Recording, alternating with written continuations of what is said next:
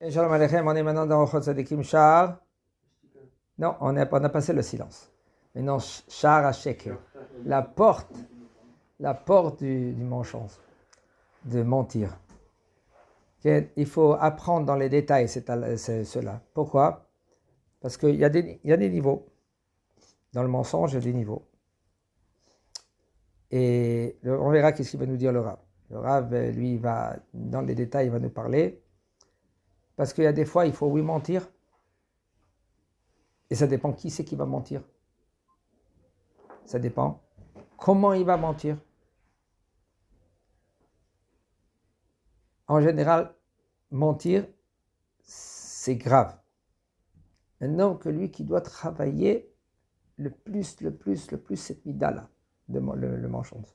En premier, il peut pas être dans la société. La société en elle-même, elle peut pas supporter quelqu'un qui ment. Et même que de nos jours, je dis franchement, beaucoup, un homme il peut pas tenir s'il ment pas. Il y en a qui disent business. Business, si je roule pas les gens, eh ben, y a pas, je gagne rien. C'est vrai, comme ça ils disent. Le Chafetz Chaim, lui, il a ouvert ma collette, il a fermé. Parce qu'il n'y a pas trop. Comment tu vas gagner? Oui. Ah, mais tu gagnes dans ce monde-là, mais qu'est-ce que tu perds dans le monde en haut? L'éternité. Ici, c'est combien? 70 ans, 80 ans, 90 ans. Allez, on va dire 95. Bakshish. Mais en haut, c'est l'éternité. Alors maintenant, on va essayer d'apprendre au moins doucement à avancer. Comme on essaie, nous, Bezat Hashem, avec le Rav, le Ochot Tzadikim, on essaie de se corriger. Parce qu'il faut savoir que si un homme, lui, il ne travaille pas ses midotes, il ne se corrige pas, eh ben, il va rester avec les mêmes midotes. Si tu es radin, tu resteras radin. Si tu es menteur, tu resteras menteur. Tu vas être menteur. Si tu es orgueilleux, tu vas rester avec l'orgueil. Oui, mais attends, après, dans le trou, c'est bon, c'est fini. Eh ben non. Tu montes avec la neshama, que cette neshama, elle est éternité avec tous ses tâches. La faute, un homme il a fait une faute là, que cette faute elle est grave. Cette faute qu'il a fait, c'est une faute qui est grave. Et puisque cette faute qu'elle est grave, maintenant il veut essayer de corriger maintenant cette faute là dans ce monde là. Badai, Ashra, Tov Chelko, il faut. Parce que s'il ne se corrige pas dans ce monde là, il monte en haut avec cette faute. Alors maintenant, s'il n'a pas corrigé ici, en haut, on va le corriger. On va le mettre au Gehenam, on va le passer dans un... par exemple, ou on va le passer dans une Mechonat Gvissa. Mechonat Gvissa, ça veut dire la machine à laver. Alors maintenant, combien de cylindres il y en a? Il y a 1200, il y a 1000, il y a 1500, 1400. Vous connaissez les cylindres?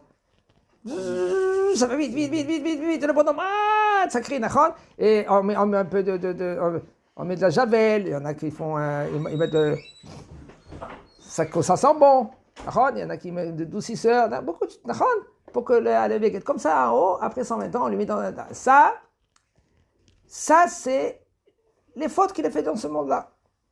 Les midotes, en haut, ça marche pas, c'est vrai qu'ici. Vous avez vu devant un enfant, il a 2 ans. 2 ans. Il est coléreux. Il crie. Il est là. On t'a rien fait. Tu le vois qui se met par terre. Il crie. Il y a un autre enfant. Tu parles avec lui. Et ça va, il est gentil. Qu'est-ce qui se passe? Pourquoi? Parce que lui, il est coléreux parce que... Tu te rappelles, avant, ça fait pas longtemps. Des fois, c'est le pépé. L'enfant, des fois, c'est pépé. Alors maintenant, lui, pépé, lui, il était... là. Moi, je dis... Il est orgueilleux, là, d'accord? Eh bien, il est là, ici, corrige maintenant ton orgueil. Des fois, 50 ans, 60 ans, 60, 90 ans, il vit dans ce monde-là, et il reste orgueilleux. Il a corrigé quelque chose? Non. Eh bien, monsieur, tu vas revenir dans ce monde-là. Il y a quelque chose, il a beaucoup de temps. Hein? Il a beaucoup de temps pour travailler ton orgueil. La tâche des midotes, c'est en toi. Et où on travaille les midotes? Un homme qui a été marviach, qui l'a gagné. Alors il vient à la yeshiva. Un homme que, voilà, saute. S'il travaille 2, 3, 4 heures dans la journée et le reste, lui, il travaille, il étudie dans un Betamidrash avec un Chabotab ou avec un Rav, que lui qui l'indique le chemin. Les Chachamim, c'est les yeux de l'assemblée, c'est les yeux, c'est eux qui te disent fais à droite, fais comme ça. Oh, tu vois, ça se micré là. Qu'est-ce qui s'est passé hier? Il fallait que tu te comportes comme ça, comme ça, comme ça. Mais si un homme, lui, maintenant, il est dans le métro au boulot dodo, il peut s'arrêter dans la vie? Il ne peut pas s'arrêter. Il peut se corriger? Il ne peut pas se corriger. Oui, mais ce mensonge que j'ai fait, c'était obligé, tu comprends pas? Si je mentais pas, après c'est... Regardez, Ashekerda, il nous dit le Rav, il faut savoir. Ki kasher yishkol adam kesef. Quand un homme, lui, maintenant, il va peser de l'argent. Kesef, c'est de l'argent, pas de l'argent. Kesef, c'est de l'argent. L'argent comme de l'or. Za'av, ou de Za'av, ça veut dire de l'or. Avec la balance, ou mefrin, et lui, maintenant, il sait différencier. Quand c'est lourd, c'est plus lourd, quand c'est plus léger. Car ishkol adam achacham bemoznaim lavin ashiker va'emet. Comme ça, un homme, il faut qu'il pèse à différencier entre le mensonge et le émet, la vérité. Il faut peser. Et malheureusement, de nos jours, le sheker, il est devenu émet. Une fois, on raconte un admor. Un élève, il est venu avec un chandelier. Kodara, voilà. Je t'ai emmené le chandelier avec des pamotim, ken, pamotim. Et lui, il était tellement touché, mon élève, il m'emmène le chandelier. C'était en argent. Ça coûte beaucoup, hein? Ça coûte beaucoup. En argent, c'est beau, ça brille. Et tout d'un coup, il voit une étiquette qu'elle pend. Il regarde quelle marque. Il voit plaqué argent. Tout d'un coup, il pousse un cri. Sheker! Sheker! L'élève, il dit, qu'est-ce qu'il fait? Akvodara, Makara. C'est pas de l'argent, c'est du plaqué argent. C'est du mensonge. C'est une tape à l'œil.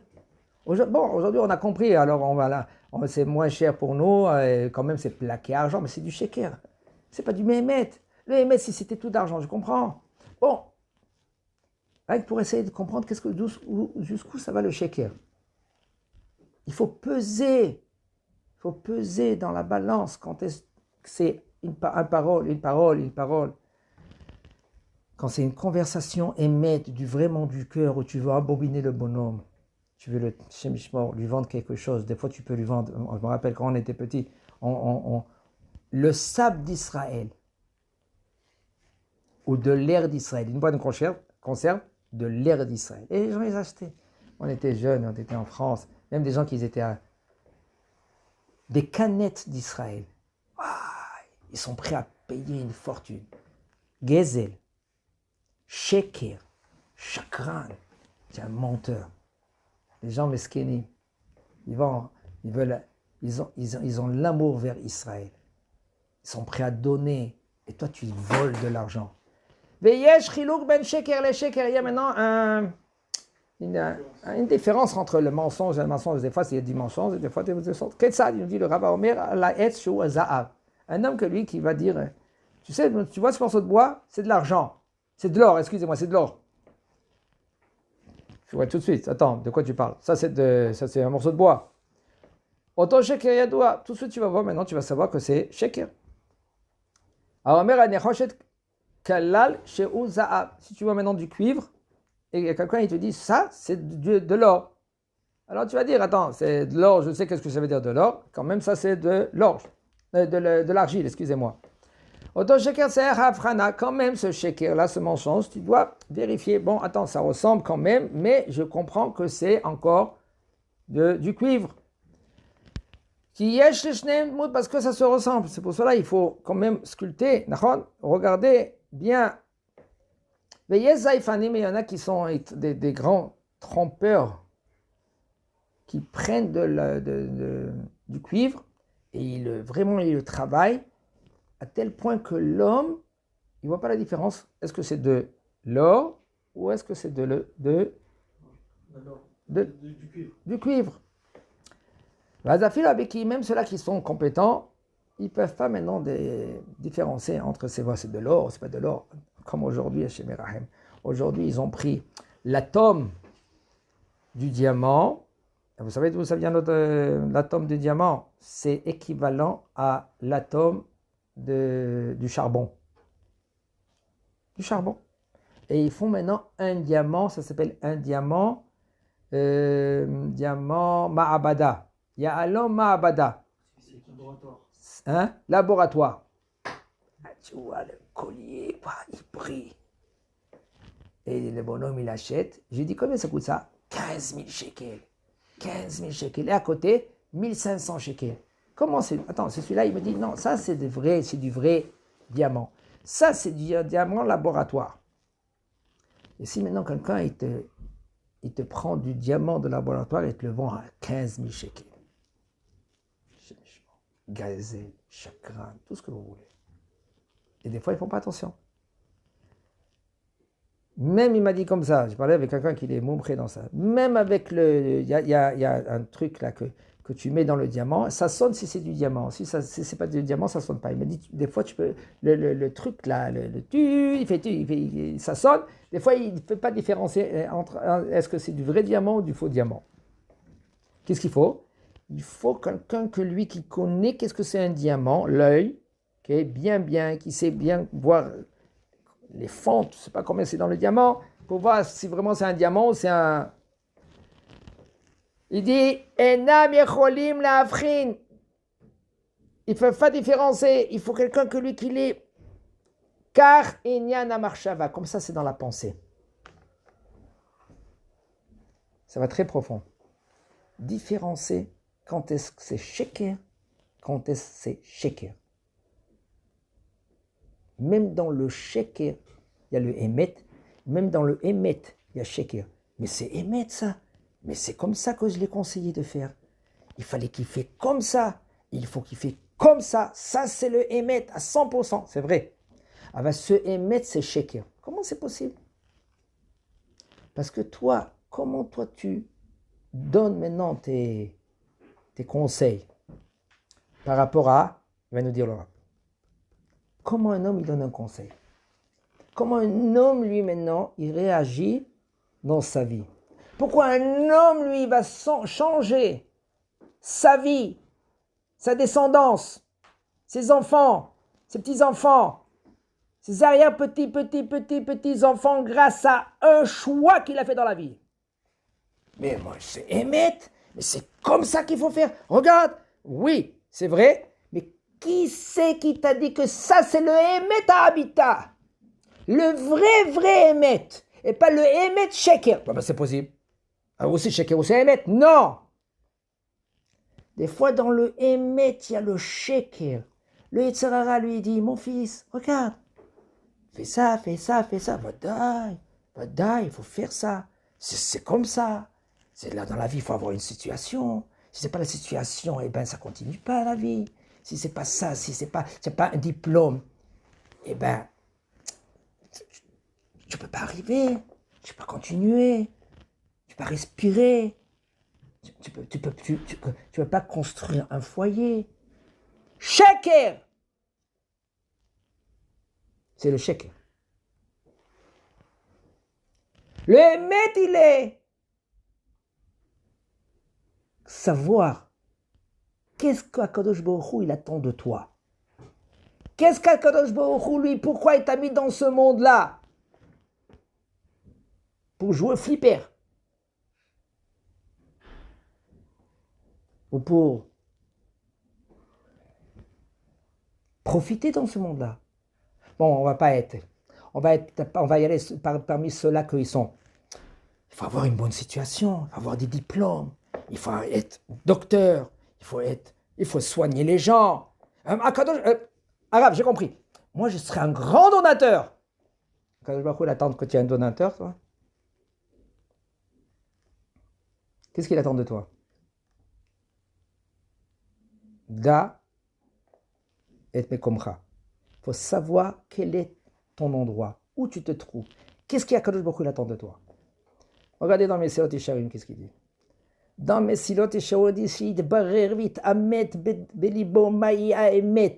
Qu'est-ce que c'est le Emet? Qu'est-ce qu'Akadosh Baruch Hu attend de toi vraiment? D'être un bon Yehudi, Mazé un bon Yehudi, Mazé Binyana Adam, Mazé construire l'homme. Tu vois des gens qui ne sont pas construits. Mais Akadosh Merav, j'étudie, oui, mais c'est pareil que le limoud, lui, il t'aide pour te construire, pour être un Ben Adam, un vrai Ben Adam, pour être un Ish Emet, pas Ish Sheker, pas utiliser le Sheker dans la vie. C'est vrai, le Sheker, il est là, le Sheker. On est obligé de des fois utiliser le Sheker, mais c'est faux. On n'a pas le droit d'utiliser le Sheker. On a le droit d'utiliser le Emet.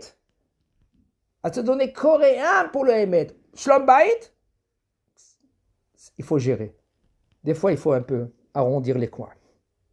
Comme il faisait Aaron à Cohen. Aaron à Cohen, qu'est-ce qu'il faisait? Tout le monde l'aimait, même les femmes. Il y avait des disputes. Il venait vers la femme, il dit, ton mari t'aime. Il t'aime? Ben, posez-le maintenant au mari maintenant. Tu l'aimes? Je ne peux pas l'avoir. Alors c'est le Sheker ou c'est Emet? Non! C'est Emet. Pourquoi c'est Emet? La Gemara dans Maseret Ketuvot, elle dit, la Havdil. Non, mais non, il ne veut pas donner le guet. Pourquoi tu ne veux pas donner le guet? Parce que, top, on lui donne des coups. Avant, à l'époque, dans la Gemara, on lui donnait des coups. Atchomer Otseani. Jusque lui qui va dire, je veux. Comment je veux? Tosfot, il pose la question, comment c'est possible? Comment c'est possible qu'il peut donner le guet d'Al-Kocho, sans sa volonté? On ne peut pas lui donner le guet. Ça, de se marier, on peut se marier avec la volonté. Même dans le guet, on n'a pas le droit, le bonhomme, il ne peut pas donner le guet si maintenant lui, il ne veut pas donner le guet. C'est un faux guet. Alors Tosfot, il répond sur place, il dit, vous savez pourquoi? Parce que quand tu as donné les coups, la poussière, elle est partie. Il n'y a plus de poussière. Maintenant, il voit clair. Il dit, Rotsean, il veut, vraiment. Comme ça, c'est l'homme. L'homme, il faut qu'il comprenne. Et c'est ça le Emet. Le Emet, c'est pas... Quand tu as un homme, lui, tu lui as enlevé toute cette poussière.